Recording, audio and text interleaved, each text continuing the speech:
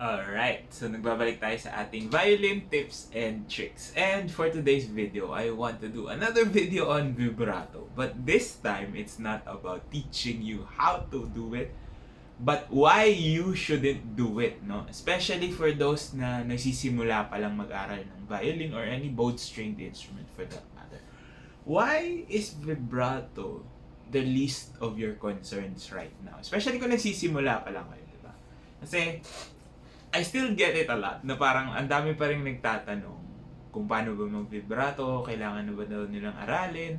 Kahit sa mga students ko, no, they still ask this question. But in playing kasi, generally you don't need to have good vibrato in order for you to be able to play well. Okay? When you're beginning. No? Kapag nagsisimula ka pa lang, nag-start out pa lang, you don't really need that technique yet. Sabi nga natin, it's an enhancement rather than a core technique for you if you are starting out. Kasi mahirap talaga siyang aralin. Why? Because there's a lot of factors that needs to go to be better, especially in your playing, before you could actually progress into learning how it works. Okay? Why is that? Kasi, number one, when you are learning vibrato, you're essentially bending your pitch. No? Binabago-bago natin yung tono or your intonation is going to suffer if one it's not yet well established, hindi pa maganda yung intonation natin and you start learning vibrato. Why? Kasi we are bending pitches here, di ba? When we do vibrato, the basic premise is that you lower and then put it back in the basis note, diba? So, example, if you want to do vibratos, you have to first set up good intonation, diba? Isiset mo muna na tama yung position na yun. And then, what do you do after that? Binababa mo siya. You fluctuate that pitch or that tone or that note.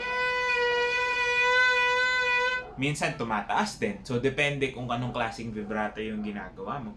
But if your hand is not stable enough to keep that pitch and your ears are not well trained enough to actually hear the differences between those pitches, mahihirapan kang mag-maintain ng vibrato. So, you really have to work on your form and your intonation first before you do that.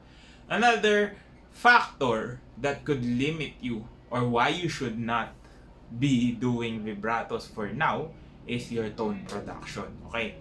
I've had some students as well na parang naisip nila na dahil hindi nila makuha sa bow, no, dadaanin na lang sa vibrato. So instead of practicing good habits with your bow, no, bow placement, having a straight bow, flat bow, all those types of things, in order for you to create the sound that you want, they settle for whatever technique they already have and then work on vibrato na agad.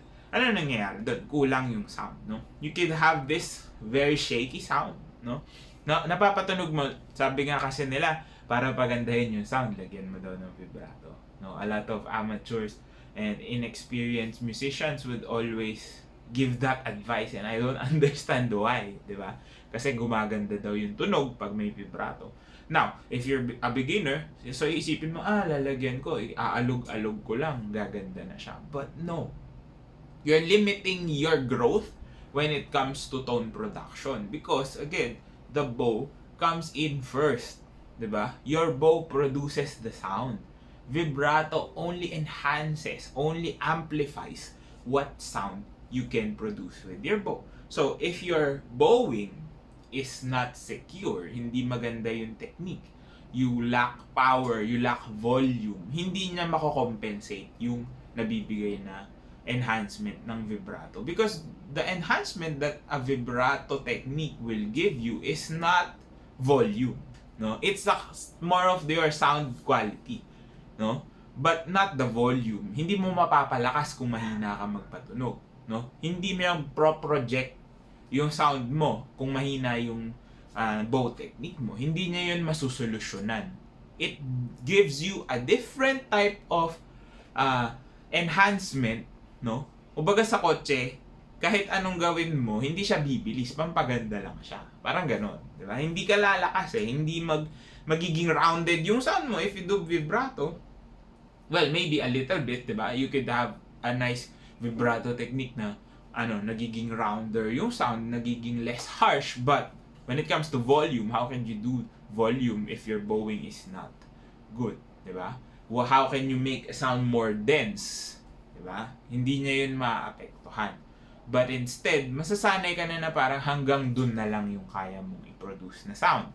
That's the downside of learning it too early. Of course, dadating talaga yung time na kailangan mo siya aralin if you're really serious with what you're doing. Dadating ka dun sa point na yun. But if you start it too early, you're gonna miss out a lot on tone production. You're gonna miss out on your intonation nga, sabi natin. And another thing that you will miss out on is your left hand technique. Okay? So, ano yung ibig nating sabihin?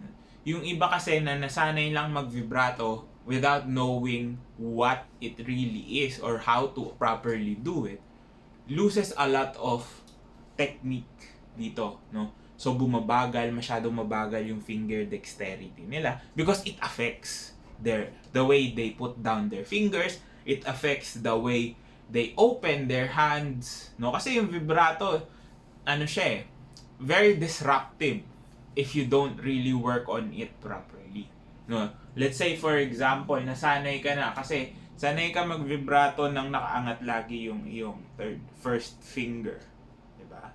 So ano yung nangyayari when that happens, nakaangat yung first finger mo, you're not going to be more secured within your intonation. Your movement will be limited. Magiging mabagal yung mga changing mo ng fingers, 'di ba? Kasi nakaangat siya, 'di ba? We talked about that in a previous video as well. So, malilimit yung left hand technique mo, malilimit yung right hand technique mo, and malilimit yung growth mo in your intonation. Okay? So, it's better really to practice without, no? I had a student before na nagsiscale siya with vibrato, sabi ko, tanggalin muna. Why? Kasi nawawala na rin sa tono. Mas mahirap pakinggan. No? We want to be able to produce a pure enough sound that you could hear your tone color, your tone quality, your volumes, your intonation properly. Diba? And once you master those basic aspects of playing, basic but it doesn't mean na na dapat pinakalimutan natin.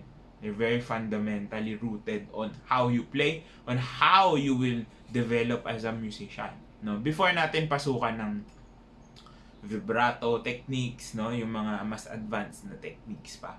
Kasi kung hindi natin aayusin, no, if we go to the advanced techniques na agad without really working on not playing with vibrato but really listening to your sound, marami kang mamimiss. And you won't be able to utilize and maximize your potential as a musician, diba? Kasi kung tatalon-talon ka, you're skipping steps. Marami kang mamimiss na mga importanteng bagay na can't be taught, really. But mostly, kailangan mo munang ma-experience before going into deeper into your techniques, diba? So, it's really a process, and it's technically not a slow process as long as you follow the steps into it. No? It's never really just a single straight line going into progress, but it takes small steps for you to be able to reach your goals. No? So, again, before practicing your vibratos, make sure that your hands are good, no? You have stable hands, no? Nahahawakan mo nang hindi nalalaglag, or you can move your hands freely and still come back to decent intonation, no? Again, your technique, no? You always try to keep your fingers down, those types of things. You can maximize your bow, the sound that it produces, and the way you want the sound to come out of your instrument, hindi yung instrument mo yung nagko-control sa sound.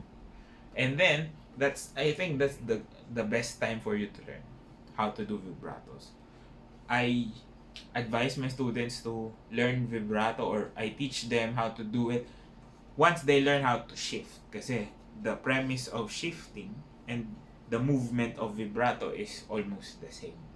Kaya for me, you have to understand first how your instrument works, how your body reacts to your instrument, how your body works with the instrument before learning vibrato. So for now, if your technique is not yet that stable or not yet rooted into your foundations, better work on them first, and then you can learn vibrato.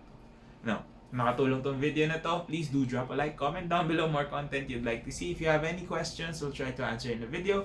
And of course, subscribe to my YouTube channel. Follow me on all my socials. Links down in the description box below. This has been Ryan Monakil for violin tips and tricks. And I'll see you on the next video.